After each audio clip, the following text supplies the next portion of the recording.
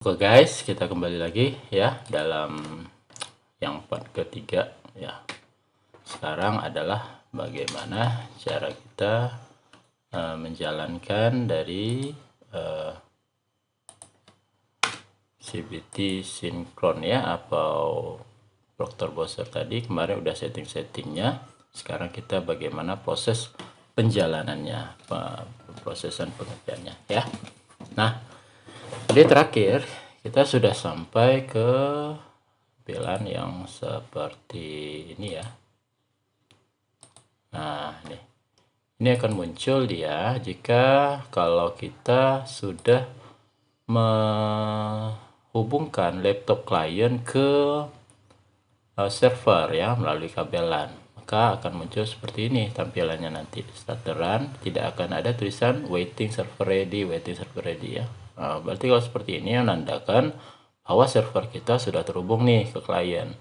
Nah, jika tidak terhubung ya, kita bisa cek-cek dulu di IP yang kita berikan di server. Nah, ya, kita cek-cek dulu. Nah, mungkin ini kekurangan kemarin yang belum saya sampaikan. Kita bisa cek di bagian WiFi. Ya, karena kemarin PC server ini udah digunakan di tingkat SMP ya. Jadi saya nggak ada merubah lagi settingan dari IP-nya. Nah, yang bagian belum pernah, kita setting dulu IP-nya agar dapat masuk ya. Caranya change adapter option ya. Kemudian kita pilih Ethernet ya. Ethernet di sini. Setelah itu kita bisa cek berapa IP yang ada pada Ethernet ini. Coba kita pilih properties ya, kita klik properties. Ini mungkin agak berat ya karena dia lagi memproses gitu kan. Lalu kita pilih Internet Protocol version 4 atau TCP atau IPv4. Kita double klik atau oke. Nah, biasanya tuh kadang di sini masih kosong di sini ya. Di sini biasa pilih obtain an IP address automatic. Nah, kita pilih yang di bawah, use the following IP address. Nah, ini adalah IP dari server kita. Yang perlu kita pegang di sini adalah IP server, jangan pakai 200. Kenapa? Karena 200 itu adalah IP dari VHD NBK. Nah, jadi yang kita pakai adalah IP selain dari 200. Oke, dan juga jangan bentrok antara IP server dengan IP client. Jadi kita pakai aja, kita kurangkan 1 dari 200 ya. Ini bisa terserah mau 180, 150 terserah ya. Yang jelas jangan belakangnya, ini 200. Jadi kita bisa ketik, kalau saya sudah pakai 199, saya pakai 199 aja ya.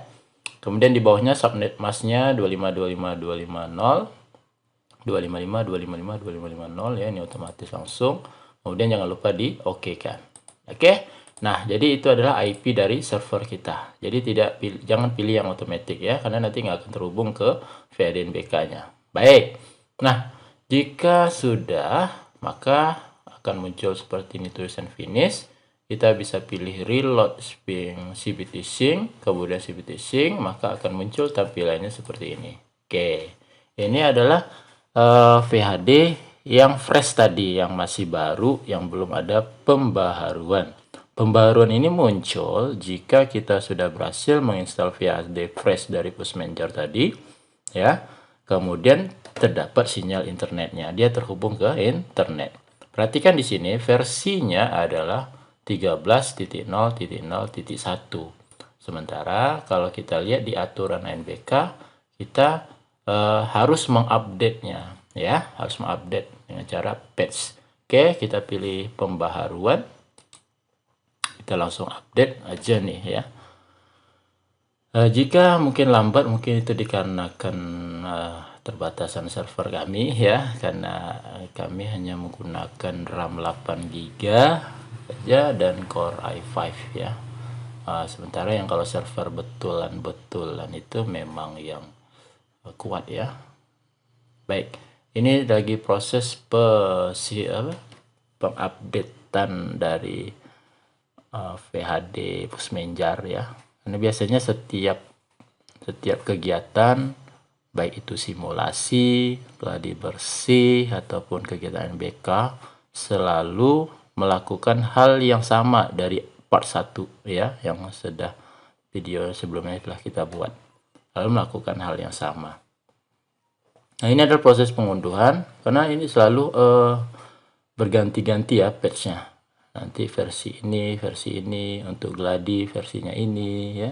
Simulasi versinya ini, nanti versi pas kegiatan ANBK-nya juga ada lagi gitu ya. Ini pengalaman dari SMP. Mungkinan sama juga untuk yang SD. Nah, ini kita tunggu saja, menunggu ya sampai prosesnya 100%. Jadi kita lihat versinya kan 13.0.0.1 ya, belakangnya 1. Nah, jika sudah kita update dia, kita pembaharuan, maka tentu versinya sudah berbeda lagi. Oke, ini agak lama, sembari kita menunggu ya. Mungkin video ini akan saya percepat. Dan juga saya ingatkan, jika Anda suka video ini, silakan Anda like. Jika Anda jangan lupa juga subscribe ya. Subscribe untuk ada pemberitahuan jika ada video baru. Dan saya juga mohon maaf jika video saya kurang bagus dalam pemrosesan ya, karena menggunakan alat apa adanya saja. Yang penting ini juga sebagai video pengingat saya apabila di kegiatan berikutnya saya bisa putar lagi gitu. Oh, kemarin bagaimana ya, terkadang ingatan manusia nggak selalu lama ya. Kadang ada yang lupanya.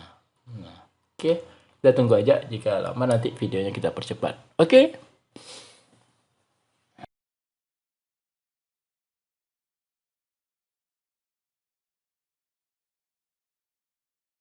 Nah guys, ini sudah 100% ya. Kita tinggal pilih patch saja ya. Ini proses masih menunggu ya.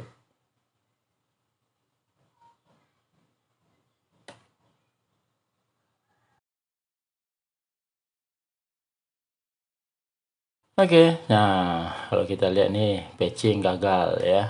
Oke, coba kita logout dulu ya. Kita coba logout. Kalau misalnya setelah kita logout versinya sudah berubah ya, berarti nggak masalah, berarti patchingnya berhasil. Meskipun tulisannya patching gagal ya. Jadi kita cek dulu nih ya, apa betul sudah berubah atau tidak. Nah, kalau misalnya belum berubah, ya kita harus patching lagi sampai berhasil ya. Ini saya pun tidak tahu kenapa bisa patching gagal ya. Oke, nah kita bisa lihat sini versinya sudah berubah cowok. Ikan toya, nah ya ikan toya ya sudah berubah ya, 13.011, tapi tulisannya gagal. Mungkin tadi proses langsung di patch tulisannya ya.